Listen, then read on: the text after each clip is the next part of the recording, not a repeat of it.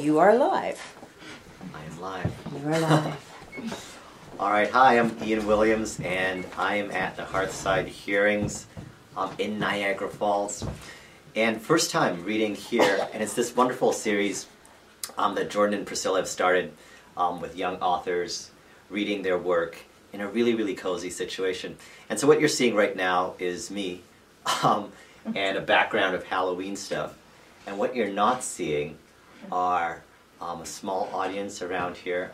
What you missed just now was dinner, and it was wonderful.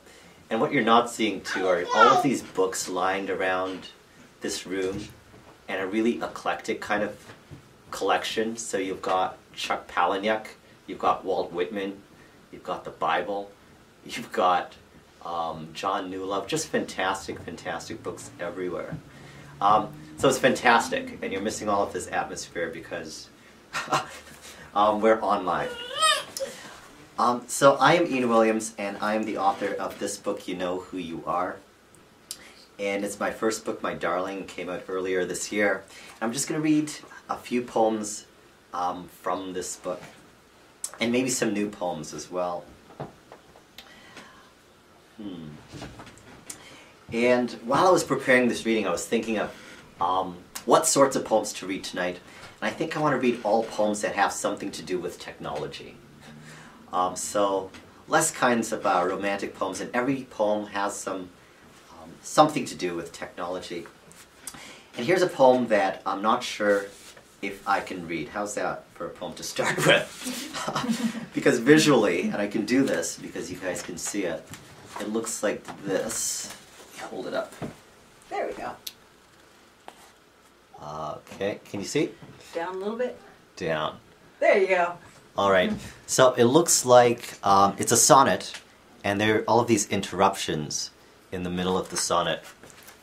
And it's about this girl who is just on webcam, actually. So exactly what we're doing here, this poem is about. But the stream keeps freezing, so I'm going to try to read those moments where the technology fails, and we get stuck every once in a while. It's a sonnet. It's called Buffering, a sonnet. The video quality is poor, so's the sound. The girl's mouth moves 2 seconds too late to keep up with her voice. A cityscape of cosmetics, perfume, and hairspray surrounds her. For a moon, a gold doorknob in the background. For 3 minutes, 17 seconds straight, she will rant on and on how much she hates excess body glitter. But somewhere around minute 2, the stream freezes. Buffering. Freezes her eyes as they sink, her shocked mouth about to close on a word, and when it seems that she will be fenced in the webcam's silent field forever, mouth open toward the devourer, her voice finds her, and she blinks.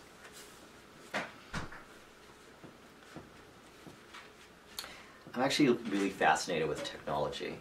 This is interesting because I can't quite talk to a camera. I have to talk to you guys. Really fascinated by technology and all the things it's doing. It's changing what it means to be human these days. And so there's this real weird generational thing happening with technology now, where I say, look at my parents and I say, oh, they struggle with technology. You know, I feel kind of, I feel a little pity for them, right? Because I see them fighting and the mouse is so awkward under her hand, or the keyboard is so funny for them.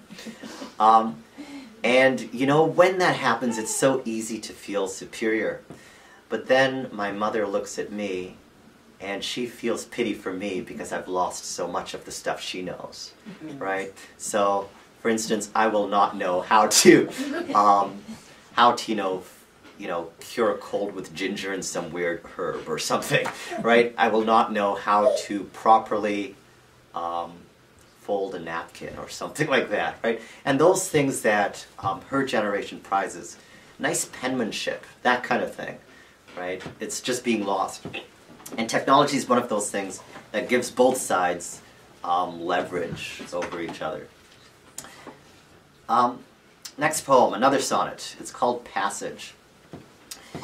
And this one, in our culture, we don't have like initiation rites, right? We don't have people, you don't send 13-year-old boys to walk through fires and you become a man afterwards. But what do we have that marks a transition from young to old?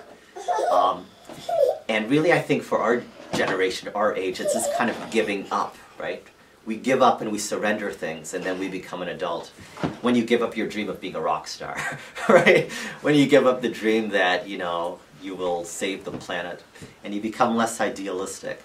And so this poem is called Passage, and it's about the things that you compromise on, the substitutions you make in your life in order to mature.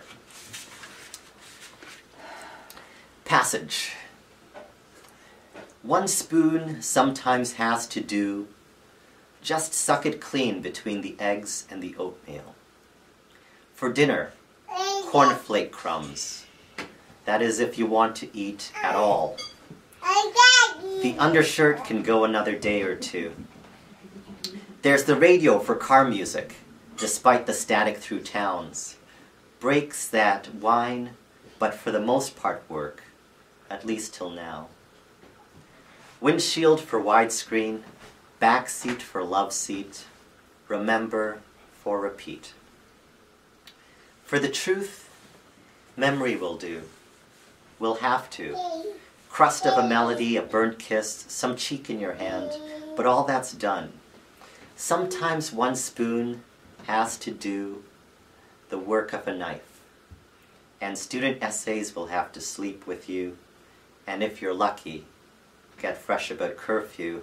And you better get used to used clothes, used mirrors too, used mattresses, specially used words, whatever's cheap.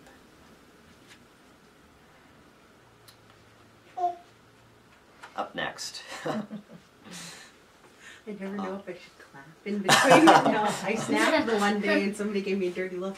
It's interesting, that sort of silence that a poem falls into afterwards, right? We're so used to interaction and comment. Yeah. And maybe that's another thing technology is doing to us. It's taking away the other side, right? So we're always performing in a vacuum on our phones, talking to, have you seen the people with the Bluetooth now?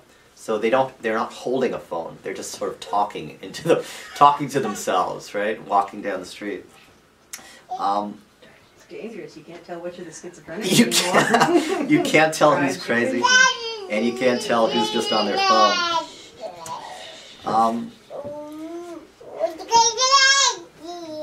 How about,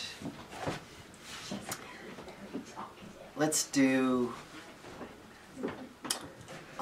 Office Suite.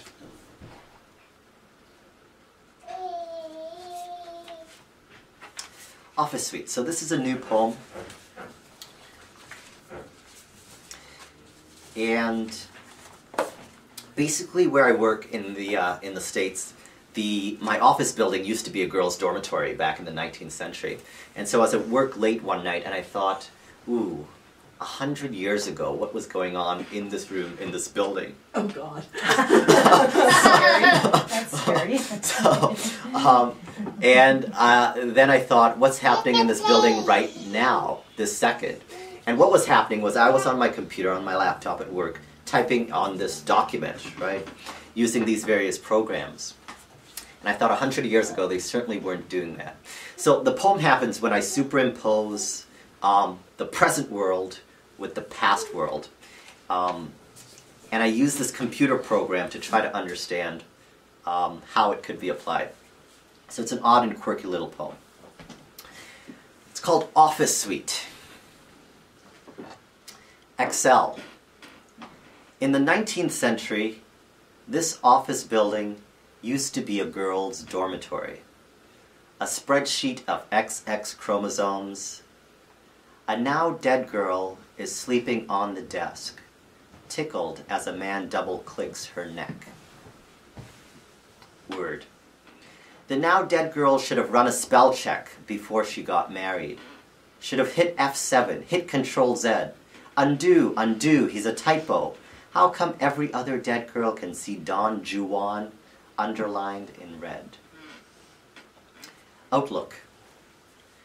But no, she decides to hit send, and Don Juan spams her every night, forwarding his DNA until the now dead girl's inbox is jammed with kids. Tiny red flags everywhere. PowerPoint. The next 40 years, her life is read to her, slide by slide, by a balding man in a dark, chilly room. If she wants, the now dead girl can follow her life on a handout, and next to each year take notes on 4 blank lines. Occasionally, there's an animation where letters arrive, one by one, from other now dead girls on the West Coast. Picture manager. With photos of cliffs and the Pacific and once a starlet. All children are cropped out, brightness adjusted. Contrast the now dead girl's frames. Her soon-to-be dead children are powdered in sepia from afar. But up close, each one is made up of the images of all the others. Every pixel, a face of its own.